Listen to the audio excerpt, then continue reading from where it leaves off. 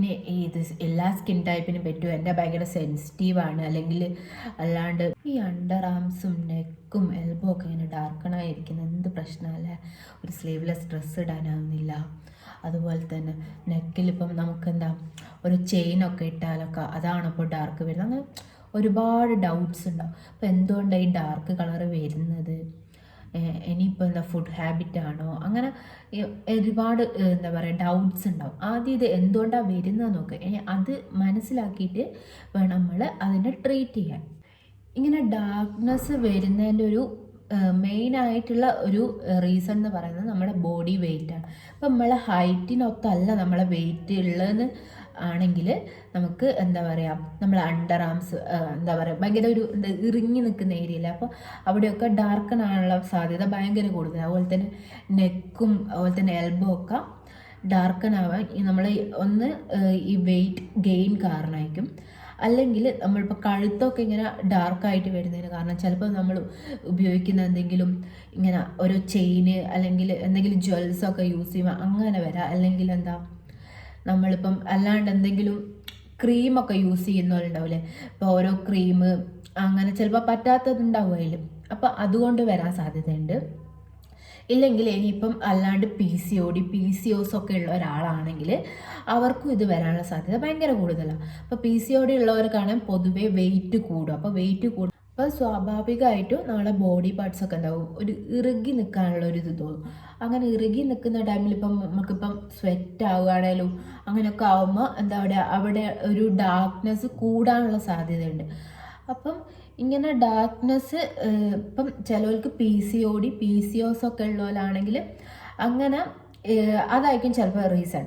അല്ലെങ്കിൽ അല്ലാണ്ട് എന്താ പറയുക അല്ലാണ്ട് വെയിറ്റ് ഗെയിൻ ആയിട്ടും അല്ലാണ്ട് ചിലപ്പം എന്താ സൺ എക്സ്പോഷൻ വഴി അങ്ങനെ ഒരുപാട് റീസൺസ് ഉണ്ട് ഈ ഒരു ഡാർക്ക് ആവുന്നതിന്. അത് നെക്കായാലും എൽബോ ഇവിടെയൊക്കെ ചിലപ്പം അവിടെ ടാൻ ആയിരിക്കുമ്പോൾ നമ്മളെ സ്കിൻ എന്താ പറയുക പ്രോപ്പറായിട്ട് കെയർ ചെയ്യാത്തതിൻ്റെ പ്രശ്നങ്ങളൊക്കെ ഉണ്ടാവും. ഇനി ഞാൻ നിങ്ങൾക്ക് കുറച്ച് പ്രൊഡക്റ്റ് കാണിച്ചു തരാം. അത് നമ്മളെന്താ ഈ അണ്ടർ ആം ആയാലും നെക്കായാലും എൽബോ ഈ ഡാർക്ക്നെസ് ഒക്കെ ഒന്ന് ഫെയ്ഡ് ആക്കാൻ റെഡ്യൂസ് ചെയ്യാനൊക്കെ ഭയങ്കര ഹെൽപ്ഫുൾ ആയിട്ടുള്ള പ്രൊഡക്റ്റാണ്. ഞാൻ എനിക്ക് തോന്നുന്നു ഒരു കണ്ടിന്യൂസ് ഒരു 3 months ഒക്കെ ഞാൻ യൂസ് ചെയ്തിട്ട് എനിക്ക് റിസൾട്ട് കിട്ടിക്ക്. അത്യാവശ്യം എന്താ ഒന്ന് ഫെയ്ഡ് ആക്കാനും ഒക്കെ ഭയങ്കര ഹെൽപ്പ് ചെയ്തിരിക്കുക. ആ ഒരു 3 പ്രൊഡക്റ്റ് ഞാൻ കാണിച്ചു. അത്യാവശ്യം നല്ല വർക്കിംഗ് ആണ്. ഇത് യൂസ് ചെയ്യാനും നല്ല, ഇതിൻ്റെ തുറക്കാൻ കുറച്ച് പണിയുണ്ട്. ഇത് ജസ്റ്റ് നമ്മളെ അണ്ടർ ആംസിൽ സ്പ്രേ ചെയ്ത് കൊടുത്താൽ മാത്രം മതി. അതിപ്പം മോർണിംഗും നൈറ്റും നമുക്ക് വേറെ പ്രശ്നങ്ങളൊന്നുമില്ല. അണ്ടർ ആംസിലായാലും അതുപോലെ തന്നെ നമ്മളെ നെക്കിലായാലും എൽബോയിലായാലും ജസ്റ്റ് ഒന്ന് സ്പ്രേ ചെയ്തിട്ട് അതൊന്ന് ഉണങ്ങാൻ വിടുക, അത്രേ ഉള്ളൂ. ഇനിയിപ്പം എന്താ നമ്മളിപ്പോൾ പുറത്ത് പോവുകയാണേലും അല്ലാണ്ട് ഇപ്പം വീട്ടിലിരിക്കുകയാണേലും ഒക്കെ സുഖമല്ലേ. വേറെ എന്താ ഭയങ്കര ക്രീമായിട്ട് പുരട്ടിയിട്ട് കുളിക്കേണ്ട സാധനമൊന്നുമല്ലല്ലോ, ജസ്റ്റ് ഒന്ന് സ്പ്രേ അടിച്ചു കൊടുത്താൽ പോരെ. അപ്പം ഇത് എനിക്കിഷ്ടമാണ്. അല്ലാണ്ട് അണ്ടർ ആംസിലെ PH ആയിരിക്കും നമുക്ക് കഴുത്തിലുണ്ടാകുക. അപ്പോൾ നമ്മൾ ഇത് കൂടുതലും കഴുത്തിലും അതുപോലെ തന്നെ എൽബോയിലൊക്കെ യൂസ് ചെയ്യാം, അത്യാവശ്യം ഓക്കെയാണ്. പിന്നെ അണ്ടർ ആംസിൽ യൂസ് ചെയ്യാണ്ട് നിൽക്കുന്നതായിരിക്കും നല്ലത്. അതിൽ അണ്ടർ ആംസിൻ്റെ നിങ്ങൾ ഇത് മേടിക്കുക നോക്കുക. ഇത് മെയിനായിട്ടും അണ്ടർ ആംസാണ് പറയുന്നത്, പക്ഷേ ഇത് എല്ലാ ഏരിയയിലും അത്യാവശ്യം ഉപയോഗിക്കാമെന്നാണ് പറയുന്നത്. നെക്സ്റ്റ്, ഒരു ഡിയോഡ്രൻ്റ് ഒക്കെ യൂസ് ചെയ്യുന്ന ഒരാളാണ് നിങ്ങളെങ്കിൽ ഇപ്പം അധിക ഡിയോഡ്രൻ്റ് ഇപ്പം ഒരുപാട് ഡിയോഡ്രൻ്റ് എന്താ നമുക്ക് മാർക്കറ്റിൽ അവൈലബിൾ ആണ്. അപ്പം അതിൽ എല്ലാം ഡിയോഡ്രൻറ്റും ഇപ്പം എന്താ നല്ല എന്താ സ്മെല്ലൊക്കെ തരുമായിരിക്കും. പക്ഷേ ചിലപ്പോൾ അതെന്താക്കാം നമ്മളെ അണ്ടർ ആംസ് ഒക്കെ ഡാർക്കൻ ആക്കാനുള്ള സാധ്യത ഭയങ്കര കൂടുതലാണ്. അപ്പോൾ അത് ചൂസ് ചെയ്യുമ്പോൾ നിങ്ങൾ എന്ത് ചെയ്യുക, അതിൽ ആൽക്കഹോളിക് കണ്ടൻറ് ഉണ്ടോ എന്നൊക്കെ നോക്കിയിട്ട് ചൂസ് ചെയ്യുക. ഈ ആൽക്കഹോളിക് കണ്ടൻറ് ഉണ്ടെങ്കിൽ നമ്മളെ അണ്ടർ ആംസ് ഡാർക്കൻ ആക്കാനുള്ള സാധ്യത ഭയങ്കര കൂടുതലാണ്. അപ്പം അതൊക്കെ നോക്കി മേടിക്കാൻ നോക്കുക. അപ്പം ഞാനിപ്പോൾ ഇവിടെ നിവ്യേൻ്റെ ഈ ഒരു ഡിയോഡ്രൻറ്റ്, ഇത് അത്യാവശ്യം എന്താ നമ്മളെ അണ്ടർ ആംസ് അത്യാവശ്യം സ്മെല്ലും തരും. അതുപോലെ തന്നെ ഒരു എനിക്ക് തോന്നിയിട്ടുള്ളത് നമ്മളെ പിഗ്മെൻറ്റേഷൻ കുറച്ചൊന്ന് ഫെയ്ഡാക്കാൻ ഹെൽപ്പ് ചെയ്യുന്ന ഒന്നാണെന്നാണ്. ഇനി ഇതല്ല പിന്നെ ഒരുപാട് മാർക്കറ്റിൽ ഒരു നല്ല നല്ല സാധനങ്ങൾ അവൈലബിൾ ആണ്. ഈ കെമിസ്റ്റ് പ്ലാൻ്റെ ഡിയോഡ്രൻ്റൊക്കെ അടിപൊളിയാണ്.